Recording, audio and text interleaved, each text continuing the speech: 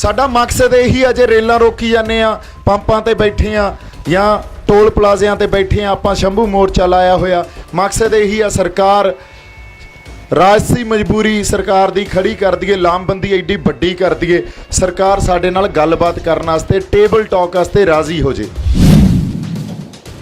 क्यों हारदे आ? ਜਿਹੜੇ आगू या तो उन्हां दीयां बदनीतियां या उन्हां दीयां गदारियां वो कौम नूं भी वेच आउंदे आ, पंजाब नूं भी वेच आउंदे आ। फिर साडी लड़ाई की होनी चाहिदी आ? साडी लड़ाई साडी हक्कां दी होनी चाहिदी आ, रियायतां दी लड़ाई नहीं लड़ सकदे असीं।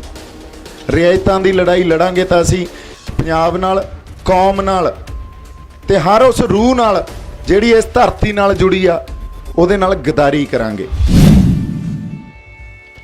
तुसीं जे कहो किसानां दा ते मजदूरां दा आ रियायतां लैके असीं जिंदगी सुधार दांगे, साडे कोले तां खुद मुख्तियारी है ही नहीं। जदों तक खुद मुख्तियारी नहीं आ उदों तक जे तुसीं कहो किसानी दा भला हो जू, मजदूरां दा भला हो जू, नहीं हो सकदा। कदे खरीदण वाले ने भी मुੱਲ तय कीता, ਇਹ ਤਾਂ ਵੇਚਣ ਵਾਲਾ ਕਰਦਾ ਹੁੰਦਾ। ਲੱਤਾਂ ਖਿੱਚਣੀਆਂ ਬੜੀਆਂ ਸੌਖੀਆਂ ਹੁੰਦੀਆਂ, ਸਰਕਾਰਾਂ ਦਾ ਕੰਮ ਆਪਾਂ ਆਸਾਨ ਕਰ ਦਿੰਨੇ ਆ। ਤੌਮਤਾਂ ਲਾਉਣੀਆਂ ਬੜੀਆਂ ਸੌਖੀਆਂ। ਭਗਵੰਤ ਮਾਨ ਸਾਹਿਬ ਇੱਕ ਪਾਸੇ ਗੱਲ ਕਰ ਰਹੇ ਆ, ਖਹਿਰਾ ਸਾਹਿਬ ਇੱਕ ਪਾਸੇ ਕਰ ਰਹੇ ਆ, ਜਾਂ ਹੋਰ ਜਿਹੜੇ ਸਿੱਧੂ ਸਾਹਿਬ, ਨਵਜੋਤ ਸਿੰਘ ਸਿੱਧੂ ਇੱਕ ਪਾਸੇ ਕਰ ਰਹੇ ਆ। ਮੈਂ ਤਾਂ ਇਹਨਾਂ ਨੂੰ ਵੀ ਅਪੀਲ ਕਰਦਾ ਵੀ ਆਓ ਸਿਰ ਜੋੜ ਕੇ ਬੈਠੀਏ। ਹਾਂਜੀ, ਸਤਿਕਾਰਯੋਗ ਸੰਗਤ ਬੈਠੀ ਆ, ਆਓ ਫਤਿਹ ਦੀ ਸਾਂਝ ਪਾਈਏ। ਵਾਹਿਗੁਰੂ ਜੀ ਕਾ ਖਾਲਸਾ, ਵਾਹਿਗੁਰੂ ਜੀ ਕੀ ਫਤਿਹ। ਆਪਾਂ ਗੱਲਾਂ ਬਾਤਾਂ ਹੀ ਕਰਨੀਆਂ। ਮੈਂ ਹਮੇਸ਼ਾ ਇਸ ਗੱਲ ਨੂੰ ਮੰਨਦਾ ਵੀ ਜਦੋਂ ਅੰਦੋਲਨ ਨਿਕਲਣਾ, ਬਦਲਾਅ ਆਉਣਾ, ਉਹ ਸਟੇਜਾਂ ਤੋਂ ਨਹੀਂ ਆਉਣਾ, ਉਹ ਇਹਨਾਂ ਗੱਲਾਂ ਬਾਤਾਂ 'ਚੋਂ, ਸੱਥਾਂ 'ਚੋਂ ਨਿਕਲਣਾ। ਇਸ ਕਰਕੇ ਸੰਵਾਦ, ਸਿਰ ਜੋੜ ਕੇ ਬੈਠਣਾ ਤੇ ਗੱਲਾਂ ਨੂੰ ਸਮਝਣਾ, ਮਸਲਿਆਂ ਨੂੰ ਸਮਝਣਾ, ਹਾਲਾਤਾਂ ਨੂੰ ਸਮਝਣਾ, ਇਹ ਬੜਾ ਜ਼ਰੂਰੀ ਹੁੰਦਾ। ਸਾਡਾ ਇੱਕ ਮਕਸਦ ਇਸ ਮੋਰਚੇ ਦਾ ਇਹ ਵੀ ਆ। ਇਸੇ ਕਰਕੇ ਇੱਥੇ ਵਿਚਾਰਾਂ ਦੇ ਵਖਰੇਵੇਂ ਵੀ ਹੋ ਸਕਦੇ ਆ, ਕਈ ਬੁਲਾਰੇ ਆਉਂਦੇ ਆ, ਹੋ ਸਕਦਾ ਉਹਨਾਂ ਦੀ ਆਪਦੀ ਰਾਜਨੀਤਿਕ ਸਮਝ ਹੁੰਦੀ ਆ, ਸਮਾਜਿਕ ਸਮਝ ਹੁੰਦੀ ਆ। ਜ਼ਰੂਰੀ ਨਹੀਂ ਸਾਨੂੰ ਹਰ ਬੁਲਾਰੇ ਨਾਲ ਸਹਿਮਤੀ ਰੱਖਣੀ ਹੋਵੇ ਜਾਂ ਰੱਖਣੀ ਚਾਹੀਦੀ ਆ। ਕੁਛ ਆਪਾਂ ਜ਼ਿੰਦਗੀ 'ਚ ਵਿਚਰਦੇ ਹੋਏ ਸਮਾਜਿਕ ਤੌਰ 'ਤੇ ਵਰਤਾਰਿਆਂ ਤੋਂ ਅਸੀਂ ਆਪ ਵੀ ਖੁਦ ਸਿੱਖਿਆ ਹੁੰਦਾ, ਗ੍ਰਹਿਣ ਕੀਤਾ ਹੁੰਦਾ, ਉਵੇਂ ਹੀ ਰਾਜਨੀਤਿਕ ਸਮਝ 'ਚੋਂ ਵੀ ਸਾਡੇ ਕਈ ਧਾਰਨਾਵਾਂ ਸਾਡੇ ਅੰਦਰ ਬਣੀਆਂ ਹੁੰਦੀਆਂ।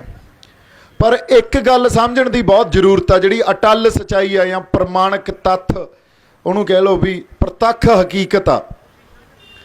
ਅਸੀਂ ਉੱਥੋਂ ਚੱਲਦੇ ਹਾਂ ਜਿੱਥੋਂ ਇਹ ਅੱਜ ਦੀ ਗੱਲ ਨਹੀਂ, ਹਜ਼ਾਰਾਂ ਸਾਲਾਂ ਤੋਂ ਐਂ ਚੱਲਦਾ ਆਉਂਦਾ ਵੀ ਜ਼ਬਰ ਤੇ ਜ਼ੁਲਮ ਸਰਕਾਰ ਨੇ ਕਰਨਾ ਹੀ ਹੁੰਦਾ, ਹੁਕਮਰਾਨ ਧਿਰ ਨੇ ਕਰਨਾ ਹੀ ਹੁੰਦਾ, ਤੇ ਜ਼ਬਰ ਤੇ ਜ਼ੁਲਮ ਦਾ ਵਿਰੋਧ ਵੀ ਕੁਦਰਤੀ ਆ। ਜੇ ਅਸੀਂ ਕਹੀਏ ਵਿਰੋਧ ਗੁਰੂ ਨਾਨਕ ਸਾਹਿਬ ਨੇ ਕੀਤਾ ਸੀ, ਗੁਰੂ ਨਾਨਕ ਸਾਹਿਬ ਨੇ ਤਾਂ ਕੀਤਾ ਸੀ, ਉਦੋਂ ਪਹਿਲਾਂ ਵੀ ਭਗਤੀ ਮੂਵਮੈਂਟ ਚੱਲੀ, ਜਾਂ ਸਮੇਂ ਤੋਂ ਜਿਹੜੇ ਰੈਵੋਲੂਸ਼ਨਰੀ ਹੋਏ ਆ। ਅਸੀਂ ਰੈਵੋਲੂਸ਼ਨਸ ਵੀ ਪੜ੍ਹ ਲਈਏ, ਚਾਹੇ ਅਮਰੀਕਨ ਰੈਵੋਲੂਸ਼ਨ ਆ, ਰਸ਼ੀਅਨ ਰੈਵੋਲੂਸ਼ਨ ਆ, ਯੂਰਪੀਅਨ ਰੈਵੋਲੂਸ਼ਨ ਆ। ਜਦੋਂ ਕੋਈ ਹੁਕਮਰਾਨ ਧਿਰ ਜ਼ਬਰ ਤੇ ਜ਼ੁਲਮ ਕਰੂਗੀ, ਉਹਦਾ ਵਿਰੋਧ ਸਮਾਜ 'ਚ ਪ੍ਰਗਟ ਹੋਣਾ ਹੀ ਹੋਣਾ। ਇਹ ਲਾਜ਼ਮੀ ਆ, ਕੁਦਰਤੀ ਆ। ਅਸੀਂ ਵੀ ਕਰਦੇ ਰਹੇ ਹਾਂ।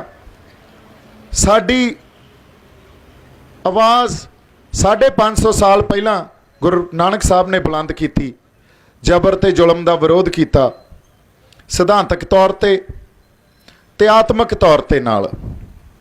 ਕਿਉਂਕਿ ਉਹਨਾਂ ਨੇ ਇੱਕ ਗੱਲ ਪ੍ਰਤੱਖ ਰੂਪ 'ਚ ਸਾਡੇ ਸਾਹਮਣੇ ਰੱਖੀ ਵੀ ਮਨੁੱਖ ਸਮਾਜ ਦੀ ਮੁੱਢਲੀ ਇਕਾਈ ਆ। ਸਮਾਜ ਦੀ ਮੁੱਢਲੀ ਇਕਾਈ ਨੂੰ ਜੇ ਸੰਬੋਧਨ ਕਰਨਾ ਤਾਂ ਉਹਦੇ ਮਨ ਨੂੰ ਸੰਬੋਧਨ ਕਰੋ। ਜੇ ਕੋਈ ਹੁਕਮਰਾਨ ਧਿਰ ਬੈਠ ਕੇ ਕਾਨੂੰਨ ਬਣਾਉਂਦੀ ਆ, ਨਿਯਮ ਘੜਦੀ ਆ, ਉਹ ਤਾਂ ਸਮਾਜ ਨੂੰ ਬਹੁਤ ਵੱਡੇ ਰੂਪ 'ਚ ਸੰਬੋਧਨ ਕਰ ਰਹੀ ਆ। ਮਨਾਂ ਨੂੰ ਤਾਂ ਸੰਬੋਧਨ ਹੀ ਨਹੀਂ ਕੀਤਾ ਜਾ ਰਿਹਾ, ਕਿਰਦਾਰਾਂ ਦੀ ਤਾਂ ਗੱਲ ਹੀ ਨਹੀਂ ਕੀਤੀ ਜਾ ਰਹੀ, ਇਖਲਾਕ ਦੀ ਗੱਲ ਹੀ ਨਹੀਂ ਕੀਤੀ ਜਾ ਰਹੀ। ਚਲੋ ਆਪਾਂ ਅੱਗੇ ਵਧਦੇ ਹਾਂ। ਜਦੋਂ ਅਸੀਂ ਜ਼ਬਰ ਤੇ ਜ਼ੁਲਮ ਦਾ ਵਿਰੋਧ ਕਰਦੇ ਹਾਂ, ਇੱਕ ਅੰਦੋਲਨ ਪ੍ਰਗਟ ਹੁੰਦਾ। ਅੰਦੋਲਨ, ਅਸੀਂ ਵੀ ਉਸ ਅੰਦੋਲਨ ਦਾ ਹਿੱਸਾ। ਅੱਜ ਅੰਦੋਲਨ ਪ੍ਰਗਟ ਹੁੰਦਾ, ਅਸੀਂ ਲੜਾਈ ਵੇੜਦੇ ਹਾਂ। ਲੜਾਈ ਹਥਿਆਰਬੰਦ ਵੀ ਹੁੰਦੀ ਆ ਤੇ ਸ਼ਾਂਤਮਈ ਵੀ ਹੁੰਦੀ ਆ। ਹਥਿਆਰਬੰਦ ਲੜਾਈ ਸਾਡੀ ਖਾੜਕੂ ਸਿੰਘਾਂ ਨੇ ਪੰਜਾਬ ਤੋਂ ਜਾਂ ਹੋਰ ਕਈ ਕੌਮਾਂ ਨੇ ਆਪਦੇ ਖਿੱਤਿਆਂ 'ਚ ਲੜੀ, ਉਹ ਵੀ ਅਸਰ ਪਾਉਂਦੀ ਆ। ਇਹ ਨਹੀਂ ਵੀ ਉਹ ਅਸਰ ਨਹੀਂ ਪਾਉਂਦੀ। ਇਹਦਾ ਉਦੇਸ਼ ਕੀ ਆ, ਪਰਪਸ ਕੀ ਆ, ਆਪਾਂ ਇਹ ਸਮਝਦੇ ਹਾਂ। ਉਸੇ ਤਰ੍ਹਾਂ ਜੋ ਅਸੀਂ ਅੱਜ ਲੜਾਈ ਲੜ ਰਹੇ ਹਾਂ, ਸਿਰ ਜੋੜ ਕੇ ਬੈਠੇ ਹਾਂ, ਇੱਕ ਬਿਰਤਾਂਤ ਵੀ ਰਚ ਰਹੇ ਹਾਂ, ਆਪਦੀ ਆਵਾਜ਼ ਵੀ ਬੁਲੰਦ ਕਰ ਰਹੇ ਹਾਂ, ਇਹ ਵੀ ਅਸਰ ਪਾਉਂਦੀ ਆ। ਮਕਸਦ ਕੀ ਹੁੰਦਾ? ਮਕਸਦ ਹੁੰਦਾ ਸਰਕਾਰਾਂ ਲਈ ਕੋਈ ਮਜਬੂਰੀ ਖੜੀ ਕਰਨੀ, ਰਾਜਸੀ ਮਜਬੂਰੀ ਖੜੀ ਕਰਨੀ, ਤਾਂ ਕਿ ਸਰਕਾਰ ਸਾਡੇ ਨਾਲ ਗੱਲਬਾਤ ਕਰਨ ਵਾਸਤੇ ਰਾਜ਼ੀ ਹੋ ਜੇ, ਤਿਆਰ ਹੋ ਜੇ। ਹਥਿਆਰਬੰਦ ਲੜਾਈ ਦਾ ਵੀ ਮਕਸਦ ਇਹ ਆ ਤੇ ਇਸ ਲੜਾਈ ਦਾ ਵੀ ਮਕਸਦ ਇਹੀ ਆ। ਕਿਸਾਨਾਂ ਦਾ ਸੰਘਰਸ਼ ਆ, ਮਜ਼ਦੂਰਾਂ ਦਾ ਸੰਘਰਸ਼ ਆ, ਅਸੀਂ ਉਹਦਾ ਹੀ ਅੱਜ ਹਿੱਸਾ, ਉਹਦਾ ਪਾਰਟ ਆ। ਸਾਡਾ ਮਕਸਦ ਇਹੀ ਆ, ਜੇ ਰੇਲਾਂ ਰੋਕੀ ਜਾਂਦੇ ਆ, ਪੰਪਾਂ ਤੇ ਬੈਠੇ ਆ ਜਾਂ ਟੋਲ ਪਲਾਜ਼ਿਆਂ ਤੇ ਬੈਠੇ ਆ, ਆਪਾਂ ਸ਼ੰਭੂ ਮੋਰਚਾ ਲਾਇਆ ਹੋਇਆ, ਮਕਸਦ ਇਹੀ ਆ ਸਰਕਾਰ ਰਾਜਸੀ ਮਜਬੂਰੀ ਸਰਕਾਰ ਦੀ ਖੜੀ ਕਰ ਦਈਏ, ਲਾਮਬੰਦੀ ਐਡੀ ਵੱਡੀ ਕਰ ਦਈਏ, ਸਰਕਾਰ ਸਾਡੇ ਨਾਲ ਗੱਲਬਾਤ ਕਰਨ ਵਾਸਤੇ, ਟੇਬਲ ਟਾਕ ਵਾਸਤੇ ਰਾਜ਼ੀ ਹੋ ਜੇ। ਜਦੋਂ ਟੇਬਲ ਟਾਕ ਹੁੰਦਾ ਤਾਂ ਪੋਲੀਟੀਕਲ ਡਿਪਲੋਮੈਸੀ ਦੀ ਗੱਲ ਹੁੰਦੀ ਹੈ ਉੱਥੇ। ਹਮੇਸ਼ਾ ਇਹਦਾ ਮਤਲਬ ਲੜਾਈ ਨੇ ਮੁੱਕਣਾ ਕਿੱਥੇ ਆ ਕੇ? ਲੜਾਈ ਨੇ ਮੁੱਕਣਾ ਟੇਬਲ ਤੇ ਆ। ਪੋਲੀਟੀਕਲ ਡਿਪਲੋਮੈਸੀ ਦੇ ਥਰੂ ਟੇਬਲ ਤੇ ਮੁੱਕਣਾ। ਇੱਕ ਪਾਸੇ ਸਾਡੀ ਧਿਰ ਬੈਠੀ ਹੋਊਗੀ, ਇੱਕ ਪਾਸੇ ਸਰਕਾਰ ਦੀ ਧਿਰ ਬੈਠੀ ਹੋਊਗੀ, ਤੇ ਪੋਲੀਟੀਕਲ ਡਿਪਲੋਮੈਸੀ 'ਚ ਉਸ ਟੇਬਲ ਤੇ ਲੜਾਈ ਲੜੀ ਜਾਣੀ ਆ। ਉੱਥੋਂ ਅਸੀਂ ਕੀ ਲੈ ਕੇ ਆਉਣਾ, ਕੀ ਨਹੀਂ ਲੈ ਕੇ ਆਉਣਾ, ਇਹ ਸਾਡੇ ਆਗੂਆਂ ਦਾ ਤੇ ਹੁਕਮਰਾਨਾਂ ਦੇ ਵਿੱਚ ਉੱਥੇ ਵੀ ਇਹ ਜੱਦੋਜਹਿਦ ਤੇ ਲੜਾਈ ਹੁੰਦੀ ਆ ਟੇਬਲ ਦੇ ਉੱਤੇ। ਹੁਣ ਸਮੇਂ ਤੋਂ ਅਸੀਂ ਇਹ ਦੇਖਦੇ ਰਹੇ ਹਾਂ ਵੀ ਪੋਲੀਟੀਕਲ ਡਿਪਲੋਮੈਸੀ, ਅਸੀਂ ਸੰਘਰਸ਼ ਲੜੇ, ਹਥਿਆਰਬੰਦ ਲੜਾਈ ਵੀ ਲੜੀ, ਅੰਦੋਲਨ ਵੀ ਖੜੇ ਕੀਤੇ। ਬਰਗਾੜੀ ਦਾ ਵੀ, ਸਰਬੱਤ ਖਾਲਸਾ, ਉਦੋਂ ਪਹਿਲਾਂ ਬੜੇ ਅੰਦੋਲਨ ਆ, ਸਾਡੇ ਇਤਿਹਾਸ 'ਚ ਬੜੇ ਅੰਦੋਲਨ ਅਸੀਂ ਖੜੇ ਕੀਤੇ, ਮੋਰਚੇ ਲਾਏ। ਪਰ ਜਦੋਂ ਪੋਲੀਟੀਕਲ ਡਿਪਲੋਮੈਸੀ ਤੇ ਗੱਲ ਆਉਂਦੀ ਆ, ਅਸੀਂ ਹਾਰ ਜਾਂਦੇ ਹਾਂ। ਇਹ ਗੱਲ ਕਦੇ ਅਸੀਂ ਸਮਝ ਹੀ ਨਹੀਂ ਸਕੇ। ਕਿਉਂ ਹਾਰਦੇ ਆ? ਜਿਹੜੇ ਆਗੂ ਜਾਂ ਤਾਂ ਉਹਨਾਂ ਦੀਆਂ ਬਦਨੀਤੀਆਂ ਜਾਂ ਉਹਨਾਂ ਦੀਆਂ ਗਦਾਰੀਆਂ ਉਹ ਕੌਮ ਨੂੰ ਵੀ ਵੇਚ ਆਉਂਦੇ ਆ, ਪੰਜਾਬ ਨੂੰ ਵੀ ਵੇਚ ਆਉਂਦੇ ਆ। ਸਰਕਾਰ ਨੇ ਕੰਮ ਕੀ ਕਰਨਾ ਹੁੰਦਾ? ਸਰਕਾਰ ਨੇ ਸਾਡੇ ਆਗੂਆਂ ਦੀਆਂ ਕਮਜ਼ੋਰੀਆਂ ਲੱਭਣੀਆਂ ਹੁੰਦੀਆਂ। ਸਰਕਾਰ ਨੇ ਆਗੂਆਂ ਦੀ ਵੀ ਕਮਜ਼ੋਰੀਆਂ ਲੱਭਣੀਆਂ ਤੇ ਚੱਲਦੇ ਅੰਦੋਲਨ 'ਚ ਸਰਕਾਰ ਨਾਲ ਹੋਰ ਖੇਡਾਂ ਖੇਡਦੀ ਆ, ਸਾਜ਼ਿਸ਼ ਰਚਦੀ ਆ। ਸਰਕਾਰ ਚੱਲਦੇ ਅੰਦੋਲਨ 'ਚ ਸਾਨੂੰ ਵਾਇਲੈਂਸ ਵੱਲ ਧੱਕਦੀ ਆ। ਸਾਡੇ 'ਚ ਜਿਵੇਂ ਉੱਦਾਂ ਇੱਥੇ ਨੌਜਵਾਨ ਬਹਿ ਗਏ ਸੀ, ਚਲੋ ਜੀ ਸੜਕ ਆਪਾਂ ਜੋ ਚੱਕ ਦੋ ਧਰ ਲਓ, ਤੇ ਆਪਾਂ ਸੜਕ ਤੇ ਬਹਿਨੇ ਆ, ਲਓ ਹੁਣ ਟੱਪ ਕੇ ਦਿਖਾਵੇ ਸਹੀ। ਇਹੀ ਤਾਂ ਚਾਹੁੰਦੀ ਆ ਸਰਕਾਰ, ਤੁਹਾਨੂੰ ਵਾਇਲੈਂਸ ਵੱਲ ਧੱਕ ਕੇ ਤੁਹਾਡੇ ਤੇ ਹੋਰ ਜ਼ਬਰ ਜ਼ੁਲਮ ਕਰਨਗੇ ਤੇ ਤੁਹਾਨੂੰ ਨਿਸ਼ਾਨੇ ਤੋਂ ਭਟਕਾ ਦੇਣਗੇ। ਨਿਸ਼ਾਨਾ ਕੀ ਆ ਸਾਡਾ ਅੱਜ? ਕਿਸਾਨੀ ਨਿਸ਼ਾਨਾ, ਮਜ਼ਦੂਰਾਂ ਦੇ ਲਈ ਉਹਨਾਂ ਦਾ ਸ਼ੋਸ਼ਣ ਰੋਕਣਾ। ਅਸੀਂ ਲੱਗ ਕੇ ਕਿਸ ਚੀਜ਼ ਤੇ ਜਾਵਾਂਗੇ? ਮੰਨ ਲਓ ਉਹਨਾਂ ਦੇ ਸਿਰ ਪਾੜ ਦਿੰਦੇ, ਉੱਤੇ ਅਸੀਂ ਉਹਨਾਂ ਲਈ ਨਿਆਂ ਮੰਗਣ ਤੇ ਲੱਗ ਜਾਂਦੇ। ਤਾਂ ਸਰਕਾਰਾਂ ਨੇ ਤੁਹਾਨੂੰ ਕਮਜ਼ੋਰ ਕਰਨ ਵਾਸਤੇ ਤੁਹਾਡੇ ਆਗੂਆਂ ਨੂੰ ਵੀ ਉਹਨਾਂ ਦੀਆਂ ਕਮਜ਼ੋਰੀਆਂ ਦੇ ਥਰੂ ਫੜ ਲਿਆ ਤੇ ਅੰਦੋਲਨ ਕਮਜ਼ੋਰ ਕਰਕੇ ਲੋਕਾਂ ਦਾ ਨਿਸ਼ਾਨਾ ਵੀ ਭਟਕਾਤਾ, ਕਿਤੇ ਹੋਰ ਹੀ ਲਾਤੇ। ਸਾਡੇ ਨਾਲ ਸਮੇਂ ਤੋਂ ਇਹੀ ਚੱਲਦਾ ਆ ਰਿਹਾ। ਉਦੋਂ ਬਾਅਦ ਵੱਡੀ ਗਲਤੀ ਅਸੀਂ ਕੀ ਕਰਦੇ ਹਾਂ? ਬਹੁਤ ਵੱਡੀ ਗਲਤੀ ਜਿਹੜੀ ਅੱਜ ਮੈਂ ਕਿਸਾਨ ਯੂਨੀਅਨ ਆ ਜਾਂ ਉਹਨਾਂ ਨਾਲ ਬਹਿਣਾ, ਇਸੇ ਗੱਲ ਤੇ ਬਹਿਸ ਹੁੰਦੀ ਹੈ, ਇਸੇ ਗੱਲ ਤੇ ਚਰਚਾ ਹੁੰਦੀ ਹੈ, ਇਸੇ ਗੱਲ ਤੇ ਸੰਵਾਦ ਹੁੰਦਾ। ਅਸੀਂ ਰਿਆਇਤਾਂ ਲਈ ਲੜਨ ਲੱਗ ਜਾਂਦੇ ਹਾਂ। ਰਿਆਇਤਾਂ ਲਈ ਲੜਨ ਲੱਗ ਜਾਂਦੇ ਹਾਂ। ਇਹਦੀ ਉਦਾਹਰਨ ਦਿੰਦਾ ਮੈਂ ਤੁਹਾਨੂੰ। ਕੱਲ ਰਾਤ ਹੀ ਅਸੀਂ ਗੱਲ ਕਰ ਰਹੇ ਸੀ, ਇੱਕ ਲੀਬੀਆ ਦਾ ਬਹੁਤ ਵੱਡਾ ਰੈਵੋਲਿਊਸ਼ਨਰੀ ਹੋਇਆ, ਬਹੁਤ ਜਿਵੇਂ ਸਾਡੇ ਸੰਤ ਜਰਨੈਲ ਸਿੰਘ ਭਿੰਡਰਾਂ ਵਾਲੇ ਸੀ, ਉੱਥੇ ਉਮਰ ਮੁਖਤਿਆਰ ਬਹੁਤ ਵੱਡਾ ਉੱਥੋਂ ਦਾ ਰੈਵੋਲਿਊਸ਼ਨਰੀ ਸੀ, ਲੀਬੀਆ ਦੀ ਆਜ਼ਾਦੀ ਲਈ ਲੜਦਾ ਸੀ। ਤੇ ਉੱਥੇ ਕਲੋਨੀ ਸੀ, ਬਸਤੀ ਸੀ ਫ੍ਰੈਂਚ ਲੋਕਾਂ ਦੀ, ਫ੍ਰੈਂਚ ਸਰਕਾਰ ਦੀ। ਇੱਕ ਮੋੜ, ਇੱਕ ਕਿਸੇ ਸਮੇਂ ਜਾ ਕੇ ਮੋੜ ਜਾਂ ਹਾਲਾਤ ਇਹੋ ਜਿਹੇ ਬਣਦੇ ਆ, ਜਦੋਂ ਲੜ ਰਹੀ ਧਿਰ ਉਹ ਵੀ ਲੜਾਈ ਲੰਬੀ ਲੜਦੀ ਆ ਤੇ ਉਹਨਾਂ ਨੂੰ ਐਂ ਲੱਗਦਾ ਵੀ ਹੁਣ ਕੁਛ ਨਾ ਕੁਛ ਲੈ ਡਿੱਗੀਏ। ਸਰਕਾਰ ਵੀ ਇਹੋ ਜਿਹੇ ਮੌਕੇ ਤੇ ਆ ਜਾਂਦੀ ਆ ਵੀ ਹੁਣ ਸਰਕਾਰ ਦੀ ਕਿਤੇ ਪ੍ਰਾਇਰਟੀ ਹੋਰ ਹੁੰਦੀ ਆ। ਉਦੋਂ ਦੂਜਾ ਵਿਸ਼ਵ ਯੁੱਧ ਲੱਗ ਗਿਆ ਤੇ ਸਰਕਾਰ ਦਾ ਉਦੋਂ ਮਕਸਦ ਇਹ ਸੀ ਵੀ ਵਿਸ਼ਵ ਯੁੱਧ 'ਚ ਆਪਦੀ ਪੂਰੀ ਫੋਰਸ, ਆਪਦੀ ਤਾਕਤ ਲਾਈ ਜਾਵੇ ਤੇ ਅੰਦਰ ਜਿਹੜੀ ਉਹਨਾਂ ਬਸਤੀਆਂ ਦੀ ਲੜਾਈ ਆ ਉਹਨੂੰ ਕਿਵੇਂ ਨਾ ਕਿਵੇਂ ਹੈਂਡਲ ਕੀਤਾ ਜਾਵੇ। ਤਾਂ ਸਰਕਾਰ ਨੇ ਉਹਨੂੰ ਟੇਬਲ ਤੇ ਭਾਲਿਆ। ਹੁਣ ਲੜ ਰਹੀ ਧਿਰ ਨੇ ਵੀ ਇਹ ਸੋਚਿਆ ਵੀ ਗੱਲ ਜੇ ਟੇਬਲ ਤੱਕ ਜਾਂਦੀ ਆ ਤਾਂ ਅਸੀਂ ਪੋਲੀਟੀਕਲ ਡਿਪਲੋਮੈਸੀ ਦੇ ਥਰੂ ਹੋ ਸਕਦਾ ਆਪਦੇ ਕੁਝ ਹੱਕ ਲੈ ਡਿੱਗੀਏ। ਫ੍ਰੈਂਚ ਗਵਰਨਮੈਂਟ ਨੇ ਉਸ ਵੇਲੇ ਉਹਨਾਂ ਨੂੰ ਕੁਝ ਰਿਆਇਤਾਂ ਦਿੱਤੀਆਂ। ਰਿਆਇਤਾਂ ਇਹ ਦਿੱਤੀਆਂ ਵੀ ਚਲੋ ਅਸੀਂ ਸਾਂਝੇ ਤੌਰ 'ਤੇ ਲੀਬੀਆ ਨੂੰ ਚਲਾਉਣੇ ਆ, ਅੱਧੇ ਕੁ ਡਿਪਾਰਟਮੈਂਟ ਤੁਸੀਂ ਰੱਖ ਲਓ, ਅੱਧੇ ਕੁ ਅਸੀਂ ਰੱਖ ਲੈਂਦੇ ਆ। ਤੇ ਨਾਲ ਇਹ ਕਹਿਤਾ ਵੀ ਤੁਹਾਡੇ ਜਿੰਨੇ ਬੰਦੇ ਆ ਉਹ ਤਾਂ ਜਜ਼ਬੇ ਲਈ ਲੜੀ ਜਾਂਦੇ ਆ, ਅਸੀਂ ਆਪਦੀ ਆਰਮੀ 'ਚ ਭਰਤੀ ਕਰ ਲੈਂਦੇ ਆ ਉਹਨਾਂ ਨੂੰ। ਨਾਲ ਤੁਹਾਡੇ ਰਹਿਣ ਦਾ, ਖਾਣ ਦਾ, ਪੀਣ ਦਾ, ਤੁਹਾਡੀ ਜ਼ਿੰਦਗੀ ਜਿਉਣ ਦੇ ਸਾਰਾ ਮੁਹੱਈਆ ਕਰਾਉਣੇ ਆ ਜਿਹੜੇ ਇਹਦੇ ਸਾਧਨ ਆ। ਰਿਆਇਤਾਂ ਦੇਤੀਆਂ, ਪਰ ਕਰਦੀ ਕੀ ਆ ਹੁਕਮਰਾਨ ਧਿਰ? ਇੱਕ ਪਾਸੇ ਸਾਨੂੰ ਰਿਆਇਤਾਂ ਦਿੰਦੀ ਆ, ਦੂਜੇ ਪਾਸੇ ਉਹ ਸਿਸਟਮ ਐਡਾ ਤਕੜਾ ਖੜੀ ਕਰੀ ਜਾਂਦੀ ਰਹਿੰਦੀ ਆ ਵੀ ਉਹਨਾਂ ਨੇ ਸਾਨੂੰ ਦੱਬਣਾ ਤਾਂ ਹੁੰਦਾ ਹੀ ਆ, ਸਾਡੇ ਤੇ ਗਲਬਾ ਤਾਂ ਪਾਉਣਾ ਹੁੰਦਾ ਹੀ ਆ। ਅਸੀਂ ਰਿਆਇਤਾਂ ਲੈ ਕੇ ਖੁਸ਼ ਹੋ ਜਾਂਦੇ ਆ, ਪਰ ਉਹ ਸਿਸਟਮ ਜਿਹੜਾ ਐਡਾ ਤਕੜਾ ਸਾਡੇ ਖਿਲਾਫ ਉਸਾਰਤਾ, ਉਹਨੇ ਇੱਕ ਦਿਨ ਆ ਕੇ ਸਾਨੂੰ ਫੇਰ ਅਟੈਕ ਕਰਨਾ, ਸਾਡੇ ਤੇ ਅਟੈਕ ਕਰਕੇ ਉਸ ਮੌਕੇ ਤੇ ਅਟੈਕ ਕਰਨਾ ਵੀ ਸਾਨੂੰ ਉਸ ਤੋਂ ਬਾਅਦ ਲੜਨ ਜੋਗੇ ਵੀ ਨਹੀਂ ਰਹਿਣ ਦੇਣਾ। ਉਮਰ ਮੁਖਤਿਆਰ ਨੇ ਇਹ ਗੱਲਾਂ ਸਾਰੀਆਂ ਉਹਨਾਂ ਦਾ ਖੰਡਨ ਕਰਕੇ ਮਨਾ ਕਰਤਾ। ਕਹਿੰਦਾ ਤੁਸੀਂ ਜੇ ਚਾਹੁੰਦੇ ਹੋ ਵੀ ਅਸੀਂ ਐਸ਼ੋ ਆਰਾਮ 'ਚ ਪੈ ਜਾਈਏ, ਅਸੀਂ ਆਪਦੇ ਜਿਹੜੇ ਜਜ਼ਬੇ ਵਾਲੇ ਬੰਦੇ ਆ ਤੁਹਾਨੂੰ ਦੇ ਦਈਏ, ਤੇ ਤੁਸੀਂ ਆਹ ਵਿਸ਼ਵ ਯੁੱਧ ਲੜ ਕੇ ਵਾਪਸ ਆ ਕੇ ਸਾਡੇ ਤੇ ਫਿਰ ਉਹੀ ਗਲਬਾ ਪਾ ਲਓ, ਸਾਡੇ ਤੇ ਸਾਡੀ ਆਜ਼ਾਦੀ ਜਾਂ ਸਾਡੀ ਸੋਸ਼ਲ ਫਰੀਡਮ, ਪੋਲੀਟੀਕਲ ਫਰੀਡਮ ਜਾਂ ਸਾਡੀ ਸਿਆਸਤ ਨੂੰ ਨੱਪ ਲਓ, ਤਾਂ ਇਹ ਤਾਂ ਨਹੀਂ ਹੋਊਗਾ, ਅਸੀਂ ਤਾਂ ਲੜਾਂਗੇ। ਹੁਣ ਜਦੋਂ ਸਰਕਾਰ ਸਾਨੂੰ ਇਹ ਕਹਿ ਰਹੀ ਆ ਅੱਜ MSP ਲੈ ਲਓ, ਫਸਲਾਂ ਦਾ ਮੰਡੀਕਰਨ ਨਹੀਂ ਰੁਕੂਗਾ, ਸਾਨੂੰ ਤਾਂ ਰਿਆਇਤਾਂ ਦੇ ਰਹੇ ਆ, ਪਰ ਜੇ ਤਿੰਨੇ ਆਰਡੀਨੈਂਸ ਵਾਪਸ ਵੀ ਲੈ ਲੈਣ ਉਹ ਵੀ ਰਿਆਇਤ ਆ। ਸਾਡੇ ਕੋਲੇ ਅਸੀਂ ਖੜੇ ਕਿੱਥੇ ਆ? 2 ਦਿਨ ਪਹਿਲਾਂ ਬਠਿੰਡੇ ਪੂਰੇ ਪਰਿਵਾਰ ਨੇ, ਕਿਸਾਨ ਦੇ ਪਰਿਵਾਰ ਨੇ ਖੁਦਕੁਸ਼ੀ ਕੀਤੀ ਆ। ਹਜੇ ਤਾਂ ਅਸੀਂ ਪੁਰਾਣੇ ਕਾਨੂੰਨਾਂ ਨਾਲ ਹੀ ਲੜੀ ਜਾਂਦੇ ਆ, ਨਵੇਂ ਕਾਨੂੰਨਾਂ ਦਾ ਤਾਂ ਸਾਡੇ ਤੱਕ ਕੋਈ ਗੱਲ ਹੀ ਨਹੀਂ ਆਈ, ਉਹਨਾਂ ਦਾ ਤਾਂ ਗਲਬਾ ਪਿਆ ਹੀ ਨਹੀਂ ਸਾਡੇ ਤੇ। ਸੋ ਇਹਦਾ ਮਤਲਬ ਪੁਰਾਣਾ ਜਿਹੜਾ ਸਿਸਟਮ ਸੀ, ਪੁਰਾਣੇ ਕਾਨੂੰਨ ਸੀ, ਉਹ ਵੀ ਬਾਹਲੇ ਸਿਖਾਵੇਂ ਨਹੀਂ ਆ ਸਾਡੇ ਲਈ। ਫਿਰ ਸਾਡੀ ਲੜਾਈ ਕੀ ਹੋਣੀ ਚਾਹੀਦੀ ਆ? ਸਾਡੀ ਲੜਾਈ ਸਾਡੀ ਹੱਕਾਂ ਦੀ ਹੋਣੀ ਚਾਹੀਦੀ ਆ, ਰਿਆਇਤਾਂ ਦੀ ਲੜਾਈ ਨਹੀਂ ਲੜ ਸਕਦੇ ਅਸੀਂ। ਰਿਆਇਤਾਂ ਦੀ ਲੜਾਈ ਲੜਾਂਗੇ ਤਾਂ ਅਸੀਂ ਪੰਜਾਬ ਨਾਲ, ਕੌਮ ਨਾਲ ਤੇ ਹਰ ਉਸ ਰੂਹ ਨਾਲ ਜਿਹੜੀ ਇਸ ਧਰਤੀ ਨਾਲ ਜੁੜੀ ਆ ਉਹਦੇ ਨਾਲ ਗਦਾਰੀ ਕਰਾਂਗੇ। ਹੁਣ ਅਗਲੀ ਗੱਲ ਸਮਝਣ ਦੀ ਬਹੁਤ ਜ਼ਰੂਰਤ ਆ। ਇਹ ਕੱਲੀ ਆਰਡੀਨੈਂਸਿਸ ਦੀ ਜਾਂ ਇਹ ਨਵੀਂ ਲੈਜਿਸਲੇਸ਼ਨ, ਨਵੇਂ ਕਾਨੂੰਨ ਬਣ ਰਹੇ ਆ ਜਾਂ ਆਰਥਿਕ ਲੜਾਈ ਨਹੀਂ ਆ, ਇਹ ਸਿਆਸੀ ਲੜਾਈ ਵੀ ਆ। ਕਿਵੇਂ ਆ ਸਿਆਸੀ ਲੜਾਈ? ਕਿਸੇ ਵੀ ਖਿੱਤੇ ਦੀ ਸਿਆਸਤ ਆ ਨਾ ਜਿਹੜੀ, ਅਸੀਂ ਕਹਿੰਦੇ ਆ ਪੰਜਾਬ ਦੇ ਹੋਣ ਦੀ ਲੜਾਈ ਆ। ਕਿਉਂ? ਇਹ ਸਮਝਦੇ ਆ ਕਿਸੇ ਵੀ ਖਿੱਤੇ ਦੀ ਸਿਆਸਤ ਆ ਉਹ ਧਰਤੀ ਨਾਲ ਜੁੜੀ ਹੁੰਦੀ ਆ। ਧਰਤੀ ਤੋਂ ਬਿਨਾਂ ਤੁਸੀਂ ਸਿਆਸਤ ਕਰ ਹੀ ਨਹੀਂ ਸਕਦੇ। ਸਰਕਾਰ ਨੇ ਤੁਹਾਡੇ ਤੋਂ ਤੁਹਾਡੀ ਧਰਤੀ ਖੋਣੀ ਆ। ਤੁਹਾਡਾ ਫਲਸਫਾ ਵੀ ਇਸੇ ਧਰਤੀ 'ਚ ਪਿਆ, ਤੁਹਾਡੀ ਸਿਆਸਤ ਵੀ ਇਸ ਧਰਤੀ 'ਚ ਪਈ ਆ। ਇਹਦਾ ਪ੍ਰਤੱਖ ਰੂਪ 'ਚ ਉਦਾਹਰਨ ਆ, ਜੇ ਗੁਰੂ ਨਾਨਕ ਸਾਹਿਬ ਨੇ ਕਿਰਤ ਕੀਤੀ, ਅਸੀਂ ਕਿੱਥੋਂ ਜੁੜੇ ਆ? ਕਿਉਂ ਕਹਿੰਦੇ ਆ ਪੰਜਾਬ ਵਸਦਾ ਗੁਰੂਆਂ ਤੇ ਨਾ? ਇਸ ਕਰਕੇ ਉਹਨਾਂ ਨੇ ਵੀ ਕਿਰਤ ਕੀਤੀ ਤਾਂ ਖੇਤੀ ਕੀਤੀ। ਫਿਰ ਜੇ ਉਹਨਾਂ ਨੇ ਧਰਤੀ ਨੂੰ ਸੰਬੋਧਨ ਕੀਤਾ ਤਾਂ ਪਵਨ ਗੁਰੂ ਪਾਣੀ ਪਿਤਾ ਮਾਤਾ ਧਰਤ ਮਹੱਤ, ਅਸੀਂ ਮਾਂ ਦਾ ਦਰਜਾ ਦਿੱਤਾ, ਸਾਡੇ ਤਾਂ ਰੂਹਾਂ 'ਚ ਪਈ ਆ ਸਾਡੀ ਧਰਤੀ।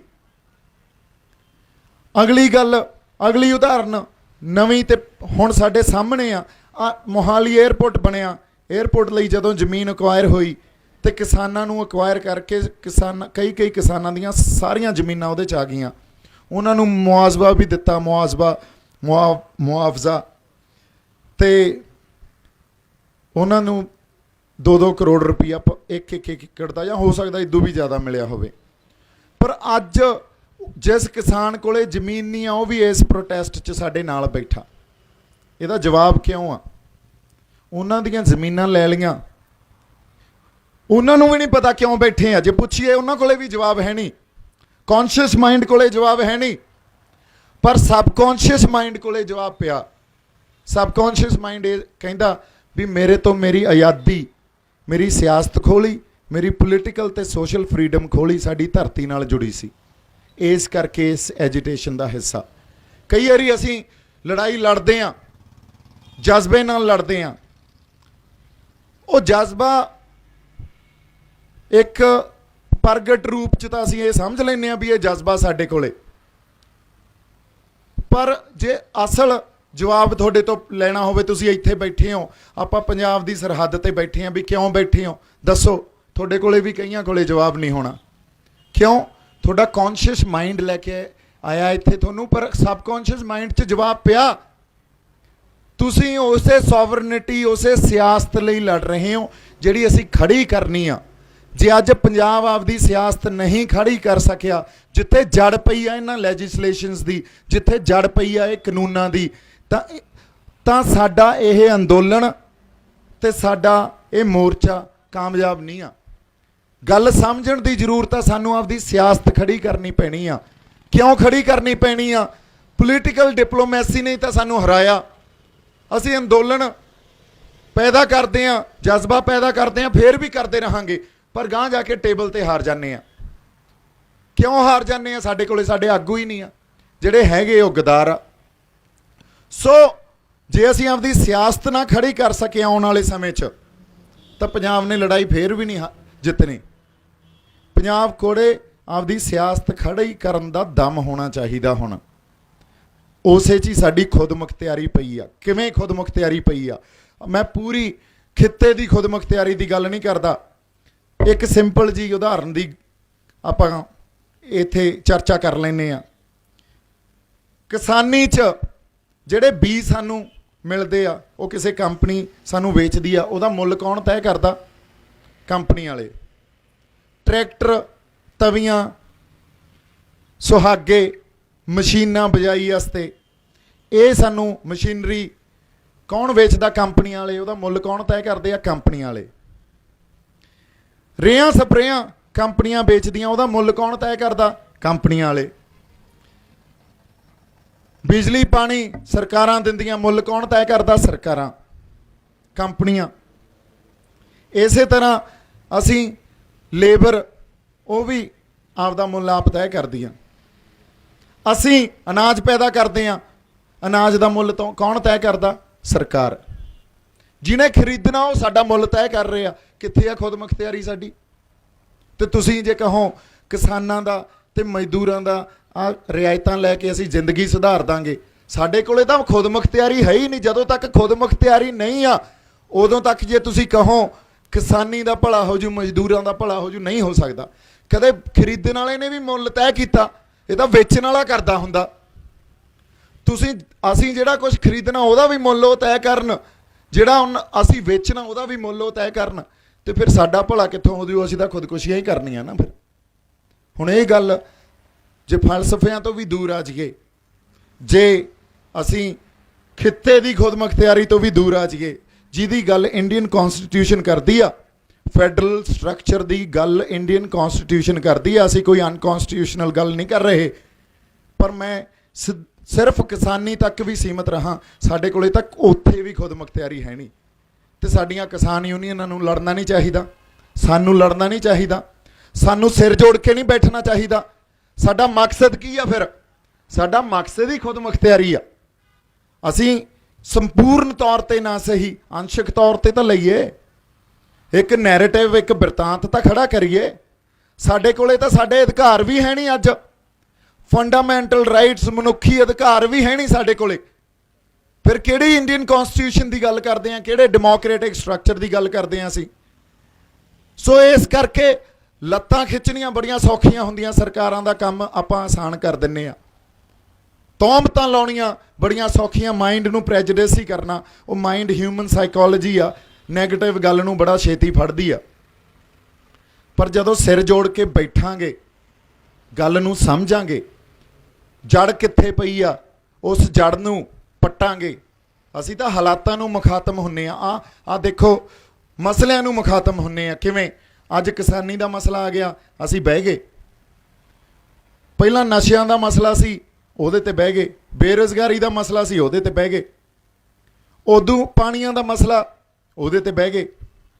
ਪਰ ਇਹ ਸਾਰੇ ਮਸਲੇ ਕਿਸੇ ਹਾਲਾਤ ਚੋਂ ਪੈਦਾ ਹੋਏ ਆ, ਕਿਸੇ ਖਲਾ ਚੋਂ ਤਾਂ ਪੈਦਾ ਹੋਏ ਨਹੀਂ। ਇੱਕ ਵਿਸ਼ੇਸ਼ ਤਰ੍ਹਾਂ ਦੇ ਹਾਲਾਤਾਂ ਨੇ ਇਹ ਮਸਲੇ ਦਿੱਤੇ ਆ। ਉਹ ਹਾਲਾਤਾਂ ਨੂੰ ਉੱਥੇ ਪਈ ਆ ਜੜ, ਉਹਨਾਂ ਹਾਲਾਤਾਂ ਨੂੰ ਮੁਖਾਤਮ ਹੋਈਏ, ਉਹਨਾਂ ਨੂੰ ਸੰਬੋਧਨ ਕਰੀਏ। ਜੇ ਮਸਲਿਆਂ ਦੀ ਗੱਲ ਕਰਦੇ ਰਹਾਂਗੇ ਇਹਦਾ ਤਾਂ ਫਿਰ ਕਿਤੇ ਸਾਡੇ ਫੌਜ ਹੀ ਨਹੀਂ ਪੈਣਾ।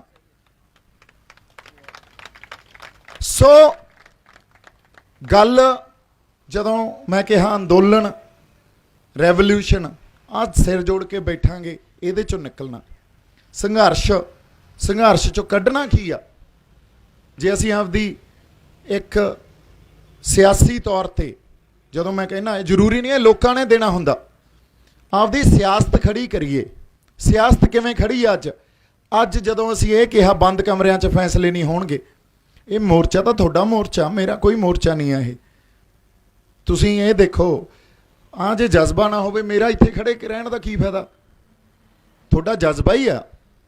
ਅਸੀਂ ਇਹਦਾ ਮਤਲਬ ਇੱਕ ਏਕੇ ਦੀ ਬੁਲੰਦ ਜਿਹੜੀ ਆਵਾਜ਼ ਆ ਸਾਡੀ, ਉਹ ਖੜੀ ਕੀਤੀ ਵੀ ਬੰਦ ਕਮਰਿਆਂ 'ਚ ਨਹੀਂ ਹੋਣਗੇ। ਇਹਦਾ ਮਤਲਬ ਇਹ ਨਹੀਂ ਉਹ ਟੇਬਲ ਤੇ ਨਹੀਂ ਬੈਠਣਗੇ। ਅਸੀਂ ਕਿਹਾ ਬੈਠੋ, ਪਰ ਸਾਨੂੰ ਟਰਾਂਸਪੇਰੈਂਸੀ, ਇੱਕ ਪਾਰਦਰਸ਼ਤਾ ਰੱਖੋ। ਉੱਥੇ ਸਾਡੀ ਸਿਆਸਤ ਉੱਥੇ ਡਿੱਗ ਨਾ ਪਵੇ, ਕਿਉਂਕਿ ਗੱਲ ਤਾਂ ਪੋਲੀਟੀਕਲ ਡਿਪਲੋਮੇਸੀ ਨੇ ਕਰਨੀ ਆ, ਗੱਲ ਤਾਂ ਟੇਬਲ ਤੇ ਹੋਣੀ ਆ।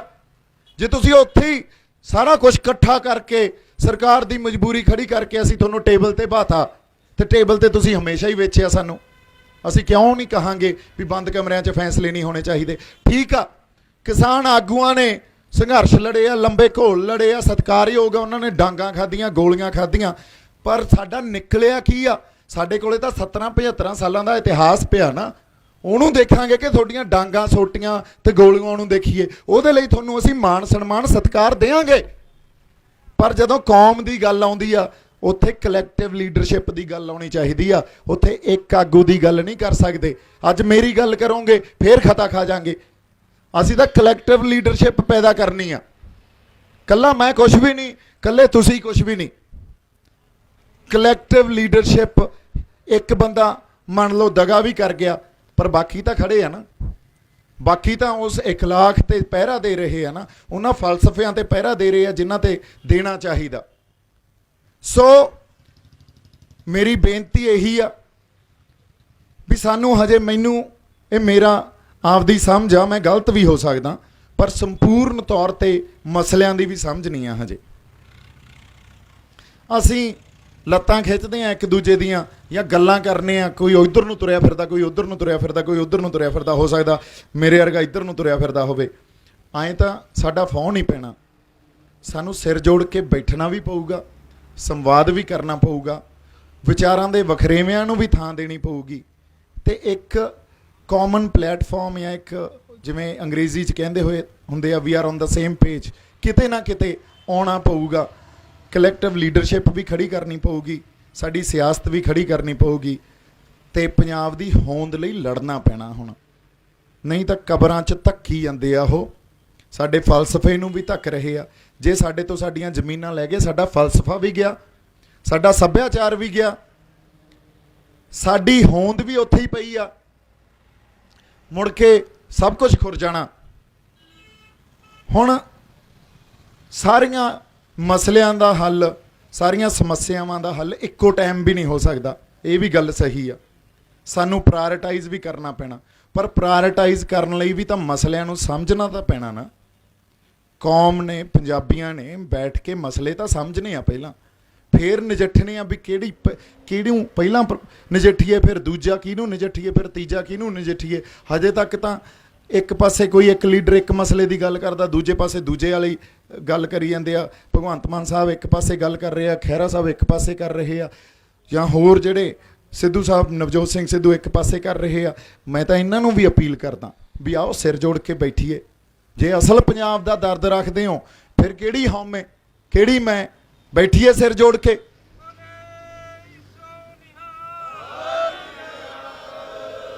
ਸੋ ਇਸੇ ਕਰਕੇ ਕਲੈਕਟਿਵ ਲੀਡਰਸ਼ਿਪ ਪੈਦਾ ਕਰਨੀ ਪੈਣੀ ਆ। ਕਈ ਵਾਰੀ ਮੈਂ ਜਿੰਨਾ ਕੁ ਸਮਝਿਆ, ਮੇਰੀ ਸਮਝ ਵੀ ਹਜੇ ਸੰਪੂਰਨ ਨਹੀਂ ਹੋ ਸਕਦੀ, ਅੰਤਮ ਸੱਚ ਮੇਰੇ ਕੋਲੇ ਵੀ ਨਹੀਂ ਆ, ਪਰ ਜਿਹੜੇ ਸਾਡੇ ਖੁੰਡ ਆ ਇੱਥੋਂ ਦੇ, ਪੰਜਾਬ ਦੇ ਜਾਂ ਕਿਤੋਂ ਦੇ ਵੀ, ਉਹਨਾਂ ਦੀ ਇੱਕ ਉਹ ਆਪਦੇ ਫਲਸਫਿਆਂ ਤੋਂ ਦੂਰ ਹੋ ਗਏ, ਕਿਤੋਂ ਹੋਰ ਫਲਸਫੇ ਲੈ ਕੇ ਉਹਨਾਂ ਤੇ ਪੜੇਥਣ ਲਾ ਕੇ ਤੇ ਉਹਨਾਂ ਦੀ ਗੱਲ ਕਰਦੇ ਆ ਤੇ ਉਹਦੇ 'ਚ ਕੈਦ ਹੋ ਜਾਂਦੇ ਆ। ਇਹਦੀ ਜਿਹੜੀ ਪ੍ਰਤੱਖ ਉਦਾਹਰਨਾਂ ਹੈ ਕਰ ਲਓ ਵੀ ਜਿਵੇਂ ਕਮਿਊਨਿਜ਼ਮ ਹੋ ਗਿਆ, ਕਮਿਊਨਿਸਟ ਹੋ ਗਏ, ਇਹ ਸਾਡਾ ਫਲਸਫਾ ਥੋੜ੍ਹੀ ਆ, ਇਸ ਧਰਤੀ ਨੇ ਥੋੜ੍ਹੀ ਪੈਦਾ ਕੀਤਾ। ਇਸ ਧਰਤੀ ਦਾ ਫਲਸਫਾ ਤਾਂ ਗੁਰੂ ਨਾਨਕ ਸਾਹਿਬ ਤੋਂ ਪੈਦਾ ਹੋਇਆ। ਉਹਦੇ 'ਚ ਹੀ ਸਾਡੇ ਹਿੰਦੂ ਵੱਸਦੇ ਆ, ਉਹਦੇ 'ਚ ਹੀ ਸਾਡੇ ਮੁਸਲਮਾਨ ਵੱਸਦੇ ਆ, ਉਹਦੇ 'ਚ ਹੀ ਸਿੱਖ ਵੱਸਦੇ ਆ, ਉਹਦੇ 'ਚ ਹੀ ਹਰ ਭਾਈਚਾਰਾ ਵੱਸਦਾ।